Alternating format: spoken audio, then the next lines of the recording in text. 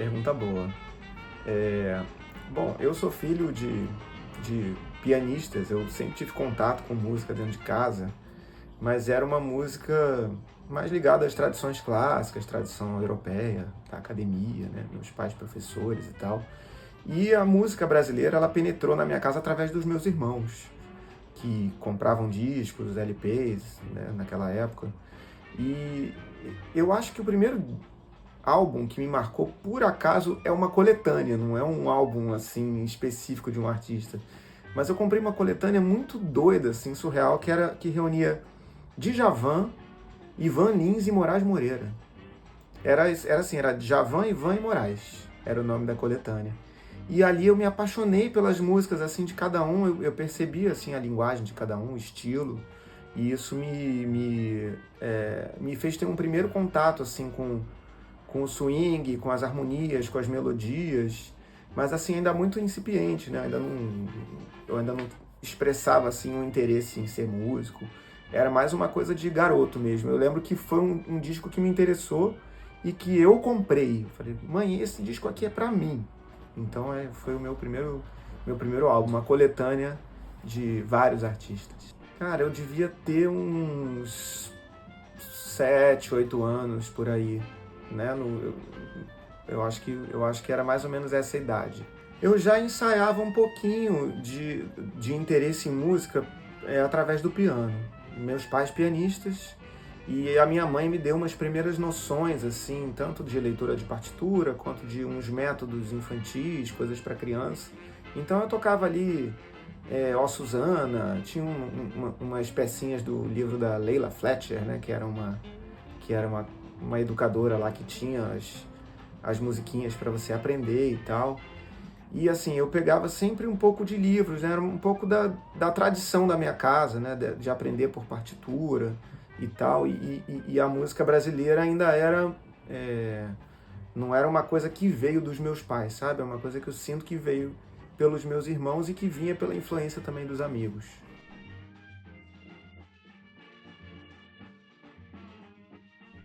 Qual música brasileira me emociona até hoje? Olha, eu sinto que a nossa música é uma música muito especial. Eu tendo a achar que é a melhor música do mundo, né? Mas assim, pelo conhecimento assim que eu tenho hoje, eu acho que eu me emociono assim de ouvir as Baquianas 4 do Villa-Lobos, mas eu me emociono de ouvir o álbum Urubu do Tom Jobim, me emociono de ouvir o Samambaia do César Camargo Mariano. Então assim, eu me emociono de ouvir um Dominguinhos, de ouvir um Luiz Gonzaga. Eu acho que é tão difícil eleger um. É isso, são diversos artistas que têm qualidades de regiões diferentes e dentro de estéticas tão diferentes, né? Mas acho que eu já citei uns aqui, assim, Villa-Lobos, Tom Jobim, quando você ouve um Matita Pereira, quando você ouve um Urubu, quando você ouve aquela música Ana Luísa, que música, que arranjo, né? Que qualidade de uso de harmonia, de melodias, de timbres, né? As escolhas que os músicos brasileiros fazem são muito bonitas, né? Você vai ouvir uma música do Ginga, que é totalmente rebuscada de harmonias. Assim, que bom ter nascido aqui nesse país tão rico e tão diverso, né?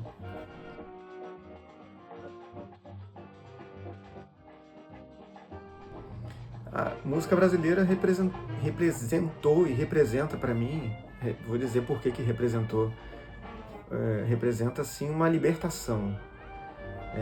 Porque eu dentro de casa eu tive um aprendizado musical muito ligado à tradição europeia, muito ligado ao piano clássico, ao piano de Bach, de Mozart, de Beethoven, de Brahms. Uma experiência fascinante, maravilhosa, mas que não se conectava muito com o mundo, com o meio que eu vivia, né? E posteriormente a esse aprendizado do piano que eu tive, e ao entrar na faculdade, eu me interessei muito pelo acordeon, pela sanfona.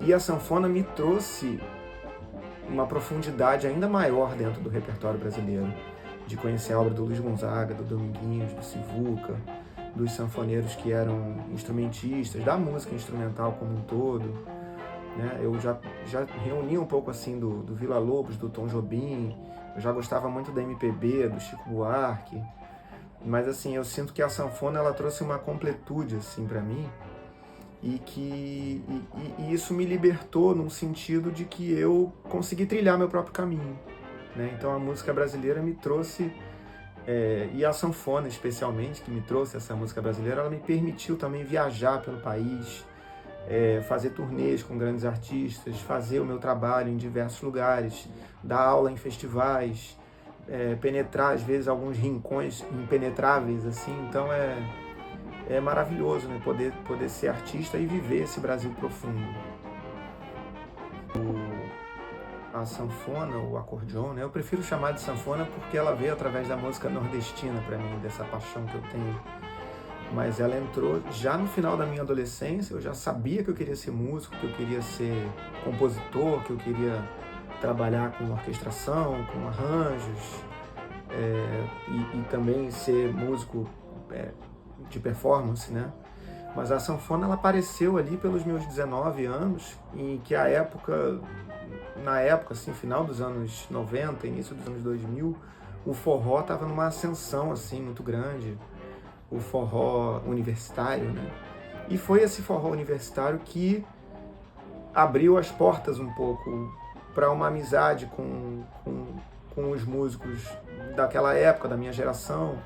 Assim, hoje a gente tem aí o João Cavalcante, o Moisés Marques, a Nilce Carvalho, né, pessoas aqui que viviam no meu entorno aqui no Rio de Janeiro, o Alfredo Del Penho, que acabou de sair daqui de casa, e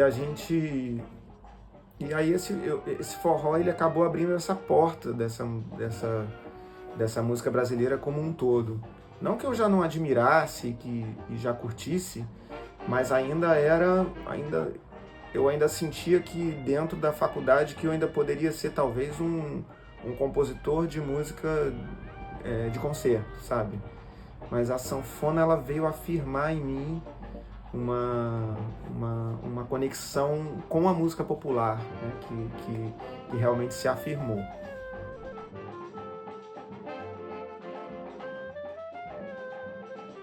Olha, essa pergunta é especial porque o Brasil é um país sem memória. A gente tem preguiça de ler, a gente tem preguiça de se informar. Às vezes a informação chega pronta, mas ela tem só apenas lampejos de veracidade, né? Nem sempre ela é uma informação que tá imbuída de todos os conceitos e de todas e toda a importância do processo histórico, né? Então acho que assim preservar a memória musical, a memória cultural, a memória histórica é fundamental. A gente precisa entender quem a gente é hoje a partir das nossas raízes, né? A partir de uma linha sucessória, a partir de uma linha do tempo, né? Em que a gente vá percebendo os diversos movimentos, as lutas, né? Eu fico pensando hoje a quantidade de mulheres instrumentistas que tem, especialmente as sanfoneiras que tem aqui hoje no Rio de Janeiro. Cara, 10 anos atrás, elas não tinham essa visibilidade, esse protagonismo. E talvez isso só tenha sido possível por causa da Chiquinha Gonzaga 100 anos atrás, que foi uma mulher pioneira a reger pela primeira vez uma mulher que rege pela primeira vez uma orquestra, uma mulher que luta pelos direitos autorais, uma mulher protagonista no repertório de carnaval, criando marchinhas importantes que são tocadas até hoje. Isso que eu estou falando apenas de um fio da história, né? Sem falar na origem do choro, do samba, sem falar no caminho que a música nordestina também percorreu, que começa nos anos 40 com Luiz Gonzaga. Então, assim, é tão importante a gente saber de onde a gente veio para a gente entender para onde a gente vai também com tudo isso, né? Com toda essa bagagem e a importância disso, né? O quanto que isso nos embasa para a gente saber quem a gente é e para onde a gente caminha.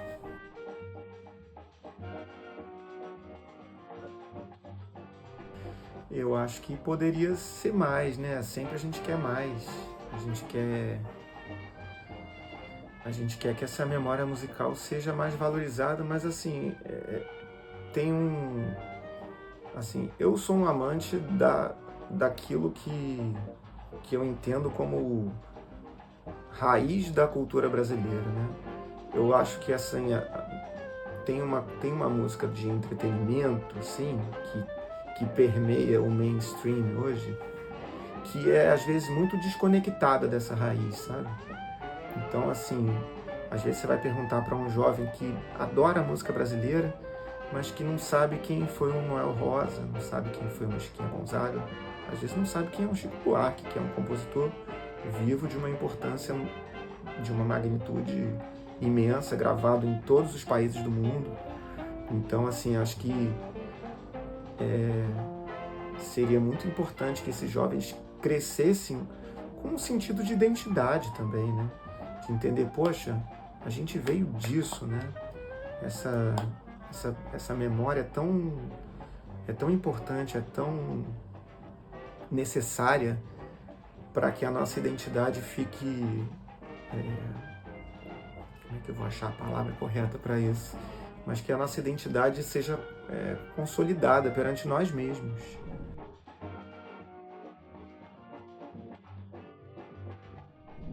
Já conheci o trabalho do IMUB, sim, através do site principalmente, e conhecendo o João e Luísa. Já João eu conheci há muito tempo atrás, na Sala Funarte, quando ele apresentava o programa do Época de Ouro, que é um conjunto que dispensa apresentações, mais de 50 anos de história, desde a sua fundação com Jacó do Bandolim, que é um dos nossos mestres do choro, né? Que é digamos assim, é um pilar da nossa música, ao lado do Pixinguinha, ao lado do Nazaré, ao lado de Chiquinha Gonzaga, Joaquim Calado. E a gente tem... Eu tive a alegria de ter sido convidado para participar de um programa com eles, fazendo uma participação, tocando choros do Dominguinhos, do Luiz Gonzaga. Na época eu estava muito embrenhado nesse trabalho de tocar, de executar. Eu lancei um livro, inclusive, sobre os choros do Luiz Gonzaga, então aquela oportunidade foi uma oportunidade de mostrar isso para a rádio. E achei, o Carino ficou super interessado também, porque é um projeto de memória, né, no fim das contas. E aí eles me falaram sobre o IMUB, eu comecei a visitar o site e comecei a utilizar como um lugar onde eu pudesse consultar coisas sobre música brasileira, sobre quem é o compositor daquela música, quem gravou naquela música, de qual disco que ano que foi lançado. Então, como é importante a gente ter um lugar de confiança que a gente possa consultar. Eu já consultava outros, como o Música e Músicos do Brasil, ou o site do Instituto Cravo Albim, alguns outros, o Instituto Moreira Salles, lugares que eu sempre gostava de consultar para saber da minha memória, da minha história, da nossa história, né? Então o IMUB veio para ficar, né? Para mostrar o que ele era, esse lugar não físico, esse lugar assim virtual em que eu pudesse estar sempre consultando, e adorei, sempre adorei.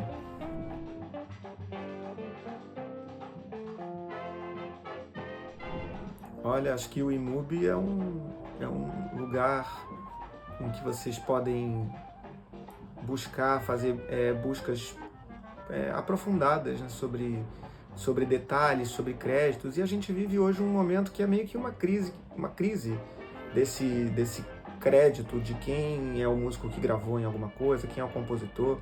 Muitas vezes a gente acessa as plataformas, ou que seja até um YouTube, um Google, um Spotify, e a gente carece desse tipo de informação. A gente não tem uma ficha técnica que nos informe decentemente, né, de quem são os músicos que gravaram as faixas. E aí eu acho que no IMUB você reúne essa memória com muito detalhe, com muita profundidade. Para mim é uma das melhores fontes de consulta de música brasileira, sem dúvida alguma. Eu recomendaria muito. É claro que é interessante a gente fazer buscas em diversos locais, em diversas plataformas. Eu acho que é importante. Mas eu sinto que o IMUB é um lugar em que a gente pode confiar, né? Então lá tem as informações precisas. Depois, quando você vai bater com outros lugares, você vê que ali a informação vem precisa.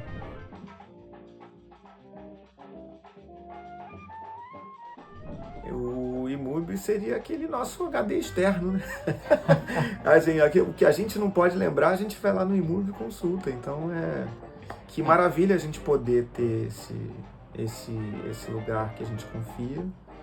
Então, só posso dizer o quê? Excelente.